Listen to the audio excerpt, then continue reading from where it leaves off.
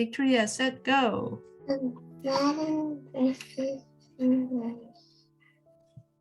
English words are influenced by the Latin language. Today, English has many words that have Latin and Greek roots. Although Latin words may seem way different from English, if you compare two similar words from each language, you could see the similarity.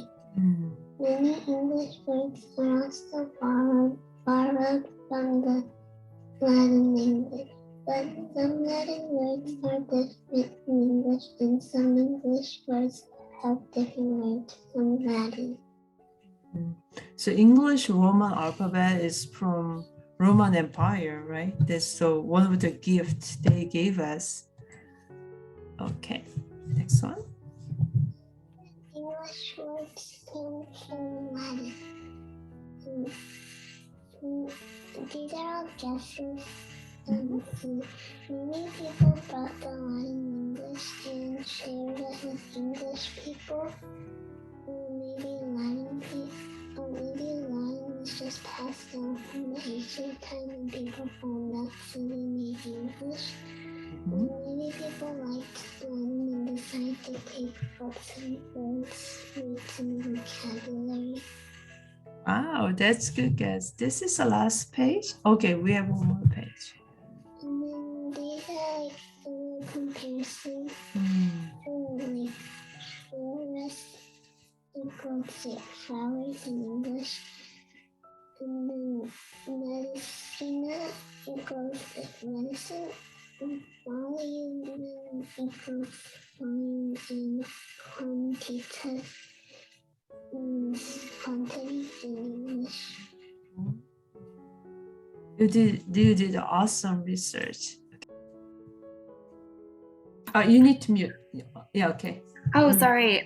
Yeah, hi, Victoria. That was so good. And I think Mrs. Rao, what she said about your research is really good.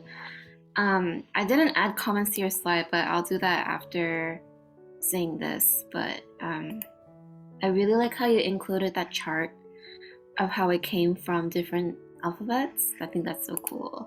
Yeah, good job. I think you asked really good like examples of Latin to English words too.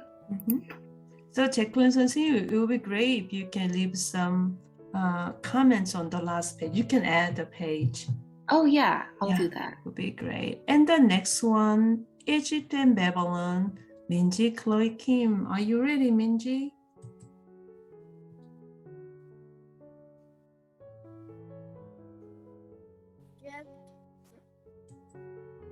Egypt versus Babylon. These are some similarities and differences. Similarities. Both kingdoms are sitting on a mighty river, and they both have multiple gods. Only one ruler ruled the whole town and stuff. And they both grew crops. And the differences are Egypt worshipped more gods than Babylon. The Egyptians were like 2,000 gods, and the Babylon was like 300 to 1,000 gods. And they live in different kind of houses. They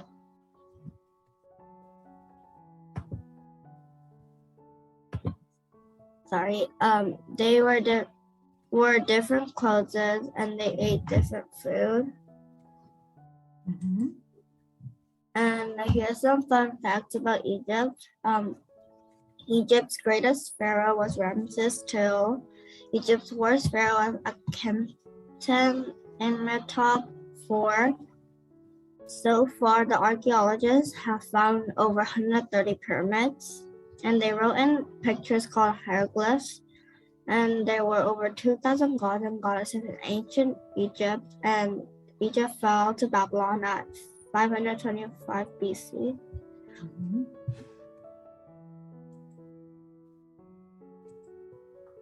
Oh, you have all fancy images. You want to explain about these pictures? So the first picture is like the pyramids and stuff. And the second image is like the most, probably like the main ones that Egypt worshipped. And the third one is like the hieroglyphs.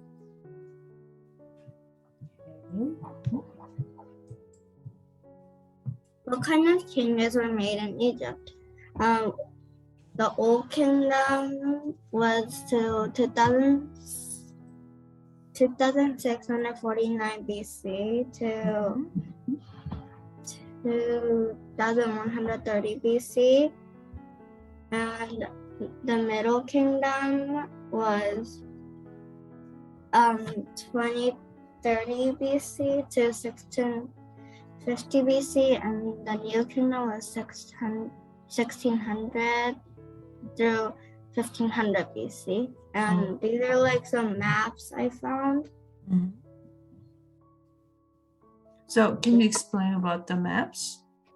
So Why did like, you add this? the first one is like the map of like the Delta and the like the Nile Delta, but it's like a different language, and I don't know what that language is. But it's like the Nile Delta. And the second one is like the Old Kingdom, the whole thing we learned. And yeah, that's why I added these two pictures. Wow. Thank you. Jacqueline 선생님. Yeah, Minji or Chloe. I never know which one to call you. Yeah, same thing I wanted to say is like it's so well researched. Like I learned so much about Egypt and Babylon, even though I did this whole camp with you guys, but I still learned new stuff. Like that's pretty cool. And I like all these fun facts. That was a really nice, like a thoughtful touch. And yeah, I appreciate the map too, because I think especially since we did so much map coloring together, it's really cool to see like a very complicated map here because all of ours are very simple. Yeah, so it's good job. I really liked it. Also, it's a beautiful colors presentation. Yeah. Good job, Minji. Okay, let's move. Heesung, are you ready? So what is your topic, Heesung?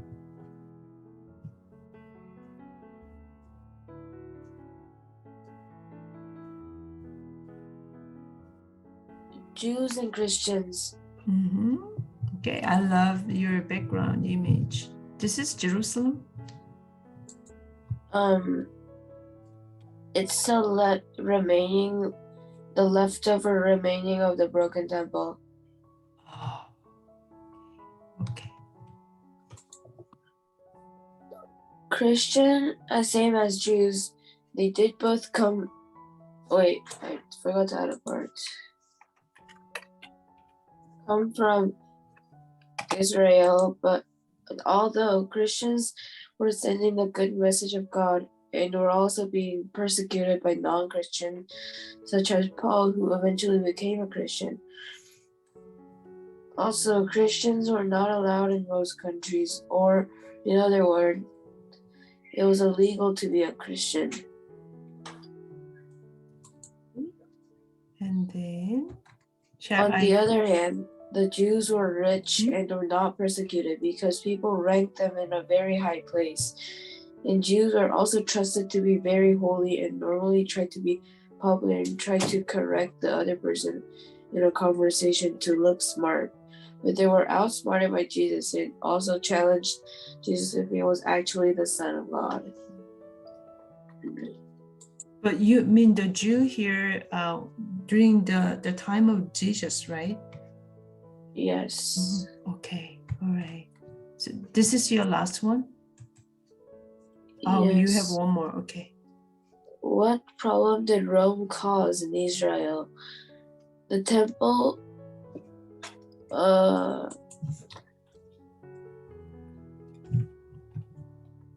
of Jerusalem was broken all the way to the foundation and was burned with flames by the Roman.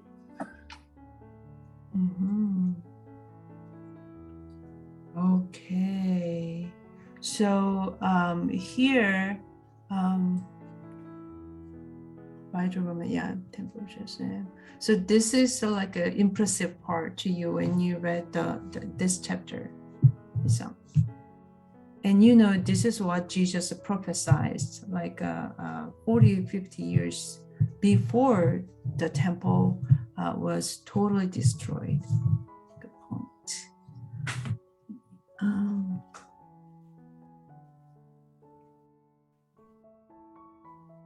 Okay, Jacqueline 선생님, would you please give us some comment? Yeah, Heesung, great job. I think if I had to give you one like word of advice for next time is like if you have presentations, it's better to have like short bullet points instead of big paragraphs because that's like more, I don't know, I think that's easier on you and the person watching. But I'm glad that you gave us like two different, histories here, and then like I said to Chloe earlier, like I liked how you use pictures. And yeah, this part, the burning of the temple, right? It was a big problem in the history. So I'm glad you included it. I think next time also include it happened in 70 AD, right? But other than that, I think you did a good job, and you also, good research. All right, thank you. Then let's move to the next person, Mr. Noah Khan. Okay, so today I'm just presenting Greek mythology by me. Oh, look at the picture. Are these like a snakes around his body? I don't know. I didn't find. Wow, cool. Okay, Greek mythology tells us about ancient story of Greece. Some Greek gods are half god and half human. Some Greek gods are evil, sometimes good. Archaeologists found these stories and objects of gods. Greek mythology spread to Rome, and Rome believed Greek gods. Here are some Greek gods' names: Zeus, Poseidon, Hades, Aphrodite, and Athena. You can see here this on the first one, like the stone one. I just searched like Greek gods, and this was a temple, so I chose this. And then my mom found this one, and I just posted it. Okay. To be honest, I don't like my background, but anyways, why did Zeus make the golden apple? Zeus made the golden apple to start a war to lower the population of Greece.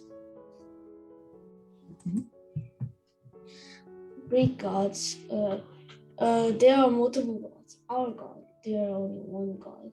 Greek gods are fake. Our God is real. Greek gods, they are not perfect. Our God, He is perfect. Beautiful, beautiful. Greek gods they are many times immoral, but our God is just and He is loving God. All right, Jacqueline 선생님, what did you think? Yeah, I like this. I love Greek mythology, but to compare it to like, Christianity, that was I think that was really special and really important. Also, it's true, the Greek gods are like, actually half of the story is because the Greek gods are always messing up. So yeah, and I like all this. You mixed archaeology and also what the ancient Greeks believed. Yeah, good job. Also, I like your use of pictures. Thank you. And by the way, I think the golden apple size is pretty derpy. Okay, and next one, Miss Elaine. I didn't know it's supposed to like in like regions like Egypt and Greece, for example. So I just compared it with the library. It's okay, yeah. But this is great. Wow. This is a great topic. Nineveh Library versus Austin Central Library. Okay, excited.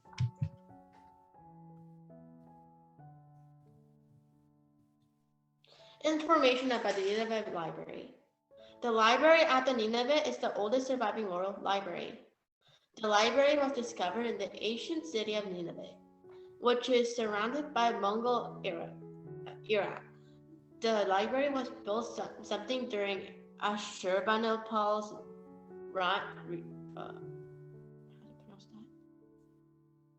reign, which was 668 to 630 BCE.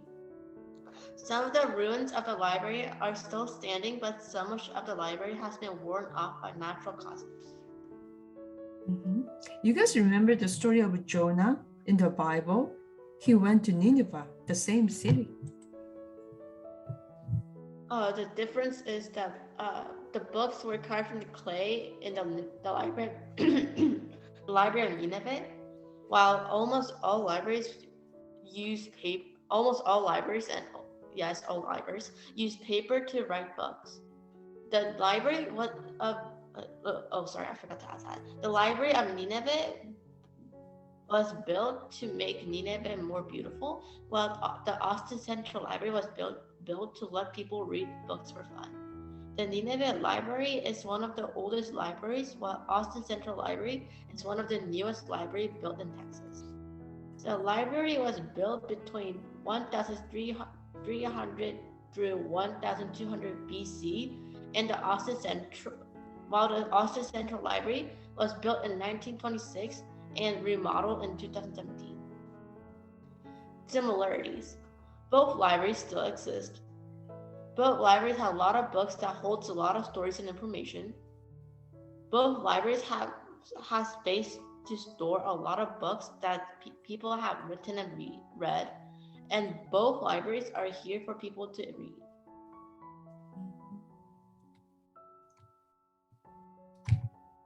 Okay, this is the last slide. Okay, so Jacqueline 선생님, what did you think? First of all, the idea is so good. I was so surprised that you chose to do something like in our own neighborhood. And I've been to the Austin Central Library a couple times and I really love it. I've never been to the Nineveh Library, obviously. So all this information, so good, so tight. And I like the comparison too. And yeah, I like my favorite part is like this bullet point where you said the library was built to make Nineveh more beautiful, while the Austin Library was built to let people read books for fun. Because I think not everyone read books back then, so it shows that the world changed so much since then.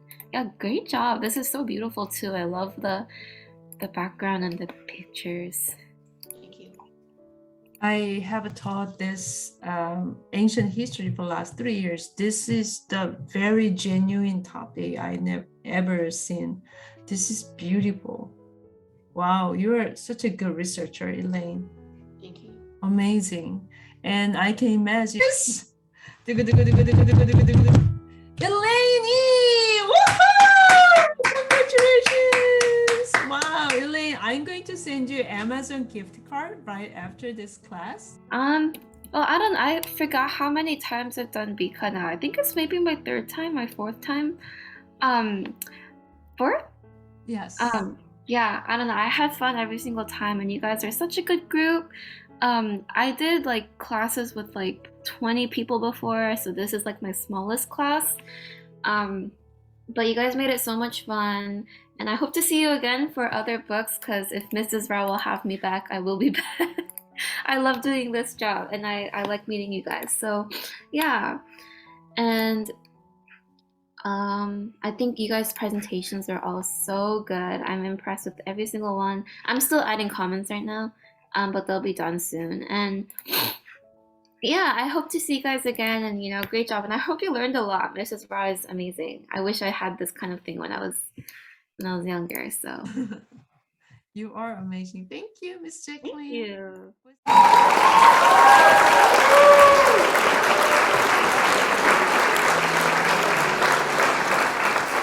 On his 18th birthday, Theseus, the son of the king of Athens, decided to walk down to the seaside.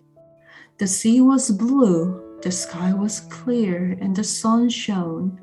But the beach was full of weeping fathers and mothers, and the ship drawn up to the shore had a black sail.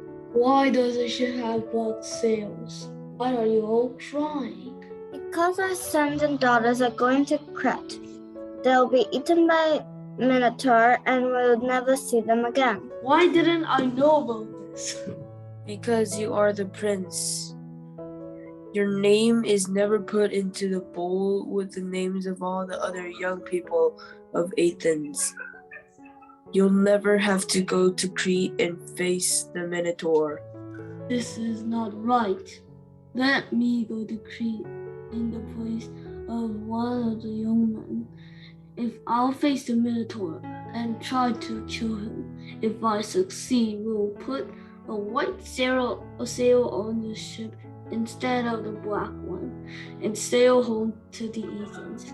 And no one will ever have to be sacrificed as tribute to King Minos again. Theseus' father, King Aegeus, begged him not to go. Oh, please don't go there. But Theseus was determined, and in the end, he has his way. He sailed to Crete with the other victims. On the shore of Crete, they were greeted by the cruel King Minor himself, and with his beautiful Ariadne walking meekly behind him. Ha ha ha ha ha. More food for the Minotaur. Tonight you'll visit the bullman in the labyrinth's maze beneath my palace. She found a torch, a sword, and a ball of wool, and crept secretly out of the King Minor's palace and down to Theseus' prison cell. Yes. Do you want to kill the Minotaur? Yes, but how can I? He lives at the center of labyrinth, and no one who gets into that maze can ever get out again. Buy you a torch to light your way, and a sword to kill the monster. Take this ball of wool and tie it to the doorframe of the labyrinth. Then drop the ball and let it roll home. It will lead you to the center of the maze because the center is the lowest part of the whole labyrinth. You'll find the Minotaur and kill it, and then follow the string back to the door. In the middle of the room, a monster, half man, half ball, laid asleep on the golden sofa. Theseus started forward, but the monster woke and leaped from his sofa with a roar. Then he made his way back up to the entrance of the labyrinth, and following the wall string until he saw the door to the outside. Up ahead of him lay his 13 friends. Together they slipped away to the harbor, boarded their ship, and set sail for Athens. They sailed into the harbor of Athens just as the sun rose over the city. But in their haste they had forgotten to put a white sail on their ship. The people of Athens came forward to meet them, but although some were rejoicing, others were weeping. Your Highness, your father the king was waiting for you on top of the far distant cliff. When the sun struck the sails of your ship, and he saw that the sails were black, he thought that you were dead. So he threw himself off the cliff into the water. Now you are now the king of Athens. He was crowned king of Athens, but it was a bitter celebration for him. He built a monument to his father in the harbor of Athens, and he named the water around Athens the Aegean Sea.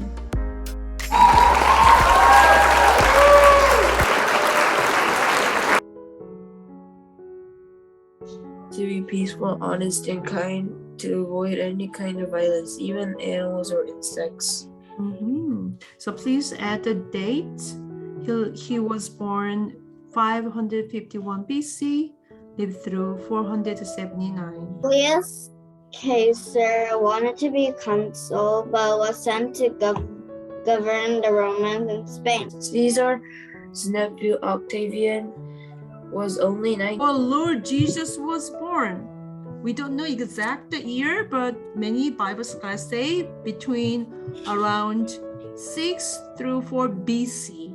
About God, he healed many and taught the people. So can you guys add Nero from 54 AD through 68? All right, so everyone, one last thing. Please tell us, or what is the good thing about this class, or which part do you want change?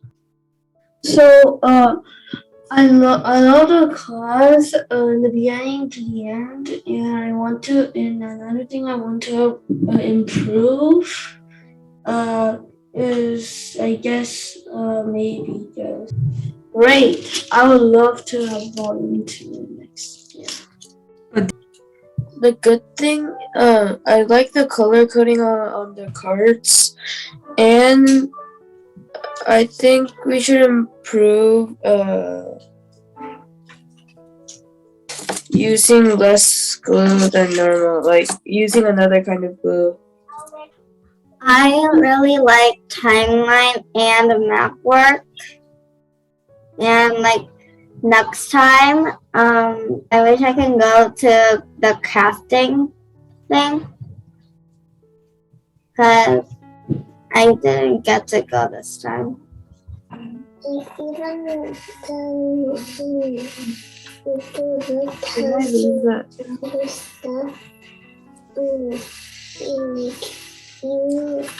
give us more information. Okay, thank you for sharing your Bye, thoughts. Miss Ra. Okay, bye-bye everyone. See you